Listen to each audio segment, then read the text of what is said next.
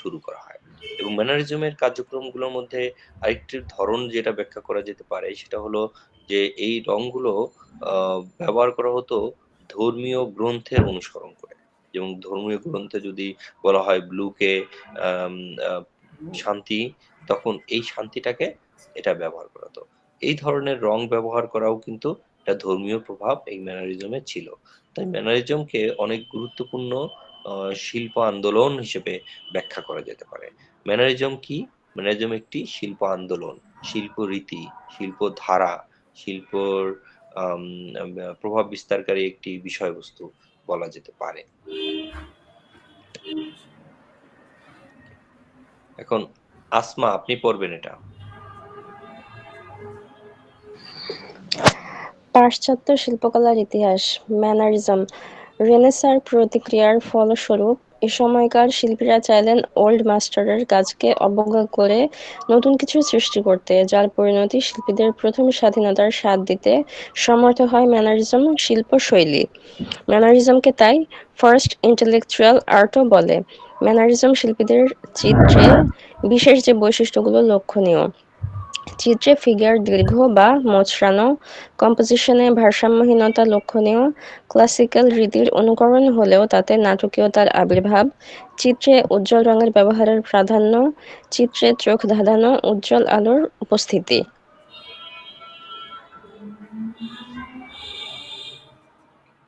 এখন এই যে বিষয়বস্তুর কথা বলল, সেগুলো হলো যে মানে একটু মানে আমাদের ম্যানার বলতে কি বুঝি? ম্যানার বলতে আমাদের প্রত্যেক জীবনের যে অংশ বিশেষ যে জিনিসগুলো আছে সেগুলোকে আমরা বুঝি। ম্যানার বলতে আমরা বুঝি যে আমরা কিভাবে চলন বলন, করণ কৌশল এগুলাকে বুঝি। অনেকে বলে না দেখবেন এই শব্দটা অনেকেই বলে তোমার ম্যানার হয় না, কিভাবে ম্যানার হয়? ওই জিনিসটাই হলো ম্যানারিজম। আপনার যেটা আপনি করতেছেন, যেটা আপনি বলতেছেন, আ ওই জিনিসটাকে উপস্থাপন করা। তো এই যে এখানে চিত্রে একটুখানি মোচড়ানো বা দীর্ঘ ফিগার এইগুলোর কম্পোজিশন, ভারসাম্য, ক্লাসিক্যাল এগুলো কিন্তু সবগুলোই কিন্তু ম্যানারিজমের অংশ হলেও ম্যানারিজমের কিন্তু একটি বিশাল ব্যাখ্যা আছে সেটা হলো উজ্জ্বল রং। দেখবেন যেটার ব্যাকগ্রাউন্ডে আ এটার উজ্জ্বল রং ব্যবহার করা হয়েছে। বা ব্যাকগ্রাউন্ড ছাড়াও প্রত্যেকটা শিল্পীদের আম ফিগার বোঝাতে উজ্জ্বল রং ব্যবহার করা হয়েছে। এই যে উজ্জ্বল রংটা হলো ম্যানারিজমের সুস্পষ্ট একটি আম আম বলতে পারি যে আ বৈশিষ্ট্য হিসেবে সর্বোৎকৃষ্ট বৈশিষ্ট্য। চোখ ধাঁধানো রং, উজ্জ্বল রং যে রংগুলো একবার কটকটে রং এটা আর কোনো শিল আ সময়কালে ব্যবহার করা হয় না যে যতটা বেশি ম্যানারিজমে ব্যবহার করা হয়েছে।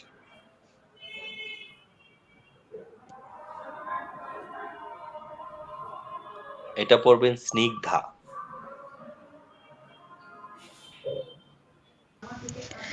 পাশ্চাত্য শিল্পকলার ইতিহাস, বিমূর্ত শিল্প, অ্যাবস্ট্রাক্ট আর্ট।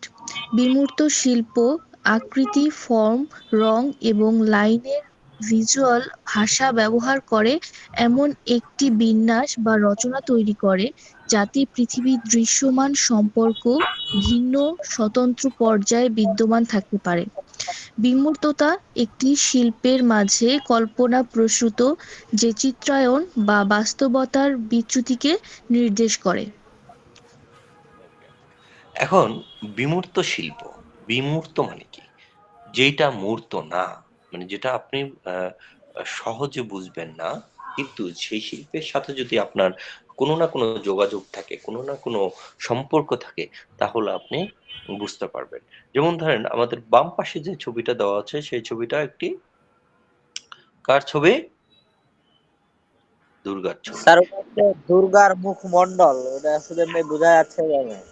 হ্যাঁ, এখন দুর্গার মুখমণ্ডল যে দুর্গাকে না চিনে, যে হিন্দু ধর্মের সাথে সম্পৃক্ত না বা সনাতন ধর্মর সাথে এই দেশ থেকেই আসেনি, অন্য কোনো অঞ্চল থেকে এসেছেন, তিনি কিন্তু এটা বুঝতে পারবেন না।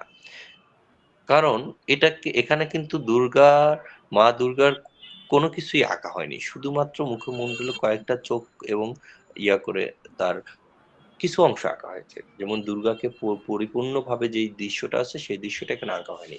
এটা কেন আমরা বুঝতে পারি যে এটা আসলেই দুর্গার ছবি? কারণ আমরা এই সংস্কৃতির সাথে, এই ধর্মের সাথে, এই কার্যকলাপের সাথে আমরা সম্পৃক্ত এবং আমরা সবসময় এটা দেখে আসছি তাই আমরা বলতে পারছি এটা দুর্গার ছবি। এটাও কিন্তু এক ধরনের বিমূর্ত ভাবমূর্তি। যেখানে পুরো মানুষটাকে মূর্ত করা হয়নি। কিছুটা বিমূর্ত করা হয়েছে। মানে যেটাকে মানে অস্পষ্ট করে দেওয়া হয়েছে। এটাই হলো বিমূর্ত ধারা শিল্পকর্ম। এবং ডান পাশে যে ছবিটা আছে সেটাও কিন্তু এক ধরনের বিমূর্ত ধারা শিল্পকর্ম। এখানে একটি নারীর মুখ দেখা যাচ্ছে। কিন্তু সেই নারীটাকে স্পষ্ট করে আঁকা হয়নি।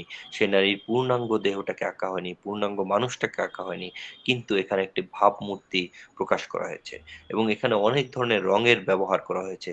যে রংগুলো দিয়ে এই রংগুলোরও কিন্তু এক ধরনের অর্থ এবং এই রংগুলোর এক ধরনের ব্যাখ্যা বিশ্লেষণ রয়েছে। যেগুলো বিমূর্ত ধারা শিল্পকর্মগুলোতেই বেশি লক্ষ্য করা যায়। বিমূর্ত ধারা শিল্পকর্ম আম অনেক ধরনের হয়। পূর্ণ বিমূর্ত, অর্ধ বিমূর্ত, কিছুটা বিমূর্ত এ ধরনের অনেক ধরনের ব্যাখ্যা মানুষ বলে। কিন্তু শুধুমাত্র আমরা শিল্পকর্মগুলোকে ব্যাখ্যা বিশ্লেষণ করব মূর্ত আর বিমূর্ত ধারা দিয়ে। বিমূর্ত ধারার শিল্পকর্মগুলোকে আ আরেকটু যদি অন্যরকমভাবে দেখি, যে শিল্পকর্মগুলো আমরা বুঝি না, শিল্পী বুঝিয়ে দেওয়ার আগ পর্যন্ত আমরা বুঝি না, সেগুলো হলো বিমূর্ত ধারার শিল্পকর্ম। এখন বিমূর্ত ধারার শিল্পকর্মতে আপনার কিছুটা শিল্পের জ্ঞান থাকতে হবে এটাকে বোঝার জন্য। শিল্পের জ্ঞান ছাড়া আপনি এই শিল্পকর্ম বুঝবেন না। কারণ আমরা যখন রং ব্যবহার করি, সেই রঙের কম্পোজিশন করা যায়। শুধু রং দিয়ে কম্পোজিশন। আর কোনো ছবির ড্রইং থাকবে না, কোনো ছবি বোঝা যাবে না। শুধু রঙের কম্পোজিশন, শুধু রঙের আলো ছায়া, শুধু রঙের পার্সপেক্টিভ। এ ধরনের ছবিও কিন্তু আমাদের কাছে অনেক আছে। যেগুলো আমরা দিয়ে দেখি শুধুমাত্র রঙের কম্পোজিশন দিয়ে একটি শিল্প ধারা তৈরি করা হয়েছে। তো এটা হলো বিমূর্ত ধারার একটি কাজ। বিমূর্ত ধারা বিশাল একটি বিষয়। এই নিয়ে বিস্তারিত আলোচনা আরো করা যেতে পারে। কিন্তু আপনাদের যখন পরীক্ষায় আসবে বিমূর্ত ধারা শিল্পকর্ম কি বা অ্যাবস্ট্রাক্ট আর্ট কি, তখন আপনারা সুন্দর করে বিমূর্ত ধারার একটা ব্যাখ্যা লিখে দিবেন। কেন বিমূর্ত হয়েছে সেটা লিখে দিবেন এবং আপনাদের মনে বাকি যে তথ্যগুলো আসে সেগুলো লিখে দিবেন এই আলোচনা থেকে। এটা সোহানা পড়বেন। আমাদের ছেলেরা কোথায় আর?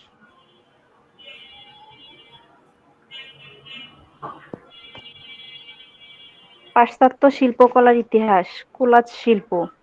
কোলাজ হলো শিল্প সৃষ্টির একটি অন্যতম কৌশল, যা ফাইন আর্টসের জগতে এক অবিস্মরণীয় নজির গড়ে তুলেছিল। এই কোলাজ শব্দটি এসেছে ফরাসি শব্দ কোলার থেকে। কোলার কথাটির অর্থ হলো কোনো কিছু সাঁটা বা আটা দিয়ে আটকানো। কোলাজ হলো শিল্পকর্মের এমন এক রূপ যা বিভিন্ন বস্তুর টুকরোকে একত্রিত করে একটি নতুন শিল্পের জন্ম দেয়। এই শিল্প কৌশলটি প্রস্তুত করা যেতে পারে বিভিন্ন উপকরণের সাহায্যে, যেমন নিউজপেপার, ম্যাগাজিন, উল, কাঠের গুঁড়া, গাছের পাতা, তুলো প্রভৃতি সাইজ মতো ছিঁড়ে নিয়ে আঠার সাহায্যে ছাঁটা হয়। এইভাবেই নয়নাভিরাম কোলাজ চিত্র প্রস্তুত করা হয়। ওকে। কোলাজ মানে কি? কোলাজ হলো কোনো একটা জিনিসের ক্লোন করা। ধরেন আমি একটা ছিঁড়ে কোনো একটা বিষয়বস্তুকে লাগালাম, সেটা হলো কোলাজ। কোলাজ কিন্তু আমরা ছোটবেলায় অনেক ধরনের কাজ করতাম। কোনো একটা জিনিস আ আ ছবি বা কোনো পেপার পত্রিকা ছিঁড়ে এনে ঘরে লাগাতাম, দেয়ালে লাগাতাম। এই ধরনের প্র্যাকটিস বা এই ধরনের চর্চাও কিন্তু এক ধরনের কোলাজ শিল্পকর্ম। কোলাজ কিন্তু আমরা সেই ছোটবেলা থেকে বর্তমান কাল পর্যন্ত বিভিন্ন ধরনের কোলাজ শিল্পকর্মের সাথে আমরা সম্পৃক্ত আছি বা সম্পৃক্ত হয়ে যাচ্ছি। তো কোলাজ শিল্পকর্ম তো আমরা জানি প্রতিদিনই এটা আমরা করা হয়। এটা নিয়ে আর বেশি আলোচনা না করা। আম এটা জাহিদ, আপনি এটা পড়বেন। ফবিজম।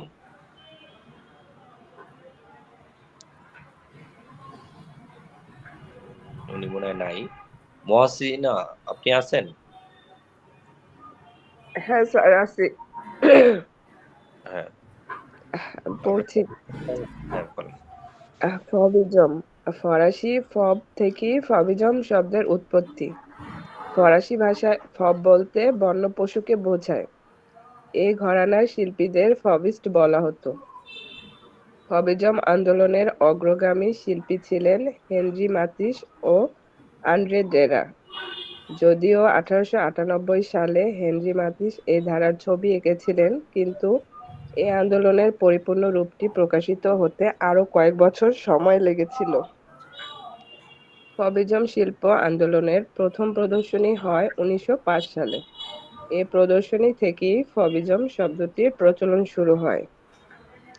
1905 সালে হেনরি মাতিস, আন্দ্রে ডেরা, আলবার্ট মার্কোয়ে প্রমুখ শিল্পীরা প্যারিসের সালো দা অটমে তাদের চিত্রকর্ম প্রদর্শন করেন। এখন এই যে একটা শিল্প আন্দোলন, এই যে একটা শিল্প চর্চা, এই যে একটা শিল্প নতুন ধারা তৈরি হলো, সেটা কিভাবে হলো? হেনরি মাতিস এই বিষয়বস্তু নিয়ে ছবি আঁকলেন। এটা কিন্তু সমাজের কাছে কিন্তু ছিল একেবারেই একটি নতুন আইডিয়া। যেহেতু সমাজের কাছে নতুন আইডিয়া, সেটা সমাজ নিবে না। তাই তারা ছবি এঁকে গেলেন এবং দীর্ঘদিন এটা অপেক্ষা করলেন। অপেক্ষা করে প্যারিসে একটি শিল্প আম আ প্রদর্শনীর ব্যবস্থা করলেন। যে শিল্প প্রদর্শনীর ব্যবস্থা কেন করা হয়? শিল্প প্রদর্শনীর ব্যবস্থা করা হয় যাতে করে কোনো শিল্পীর শিল্পকর্মকে আ সুন্দরভাবে উপস্থাপন করা হয়। এবং এই উপস্থাপনার মাধ্যমে আপনার যে বক্তব্য আছে, আপনার যেই বিষয়বস্তু আছে, যেটা তো মানুষ দেখবেই, তার সাথে, সাথে আপনি ওই বিষয়বস্তুটাকে বিশদ আকারে কোনো মানুষের কাছে বা শিল্পী আ আ সাধারণ মানুষের কাছে সুন্দরভাবে ব্যাখ্যা করতে পারবেন। সেই ব্যবস্থাটা করে দেওয়া আছে হলো শিল্পকর্ম প্রদর্শনীতে। তাই তারা শিল্পকর্ম প্রদর্শনীটা সুন্দরভাবে করেছিলেন প্যারিসের একটি আ গ্যালারিতে। হেনরি মাতিস আ ফবিজমের যেই কথাটা এখানে তারা নিয়ে আসছেন, ফবিজম কেন ফরাসি ভাষায় হলো? এখানে আপনারা লক্ষ্য করছেন যে প্রদর্শনীটা হয়েছিল হলো কোথায়? প্রদর্শনীটা হয়েছিল প্যারিসে। প্যারিস কিসের? ফরাসির ভাষার রাজধানী। তো ফরাসি ভাষার রাজধানী হলে অবশ্যই তারা সেই ভাষায় এই জিনিসটা আসবে। আ তো এই ফব মানে হলো কি? ফব মানে হলো যে বন্য পশুকে বোঝাচ্ছে। এখানে বন্য পশু আসলে কথাটা একেবারে ওরকম না। এখানে বলা হয়েছে আম ওয়াইল্ড। ই এখানে কিছুটা আম নান্দনিকতার আম বহিঃপ্রকাশ থাকবে, কিছুটা আম আ কি বলে এটাকে? এক্সপ্রেশন থাকবে। এগুলো নিয়ে হলো ফবিজম তৈরি হয়েছিল। এই ফব থেকেই ধীরে, ধীরে আমাদের এক্সপ্রেশনিজম এর দিকে যাবে বা আমাদের অন্যান্য শিল্পধারা শিল্পকর্ম সৃষ্টি হবে। আমাদের এর আগে শিল্পকর্ম কি দেখলাম? এর আগে শিল্পকর্ম দেখেছিলাম ম্যানারিজম, যে একেবারেই সুন্দর পলিশ শিল্পকলা, শিল্পধারা। কিন্তু এখন আমরা ফবে এসে কি দেখলাম? যে কোন কিছু পলিশ থাকবে না। কিছুটা খারাপ থাকবে। কিছুটা দেখেন ওই যে কে যেন বলছিল সুন্দর না, এখানে কিছুটা অসুন্দর থাকবে। কিছুটা অন্য রং দিবে, কিছুটা কালো রং দিবে। একেবারে মানুষের যে চেহারা সে রং দিবে না। এটাই হলো ফবদের মূল বিষয়বস্তু ছিল। এজন্যই বলছে ওয়াইল্ড বা বন্য পশু। মানে যেটা আসলে ন্যাচারাল। এই ন্যাচারাল বিষয়টাকে তারা ধরার চেষ্টা করেছিল এই ফবিজম এর মাধ্যমে। এই ফব শিল্পীরা হলো বেশিরভাগই হলো ন্যাচারাল বিষয়বস্তুগুলোকে বেশি, বেশি উপস্থাপন করার চেষ্টা করেছিল। মানে যেই বিষয় যে যাকে যেমন দেখা যায় তেমনই তারা আঁকার চেষ্টা করেছিলেন। তো ফবিজমের যাত্রা আমাদের যখনই আমরা লিখব তখন 1898 সাল থেকে শুরু করে ১৯০৫ সালে এসে তাদের ১ম প্রদর্শনী শুরু হয় এবং এর এর ধারাবাহিকতা চলমান থাকে এবং অনেক শিল্পীরা এই শিল্পকর্মের সাথে বা এই আন্দোলনের সাথে জড়িত ছিলেন। যার মধ্যে হেনরি মাতিস ছিলেন সর্ব আম বিখ্যাত বা সর্বজন খ্যাত একজন ব্যক্তিত্ব। বা তাকে বলা হতে পারে যে ফবিজমের আম প্রতিষ্ঠাতা।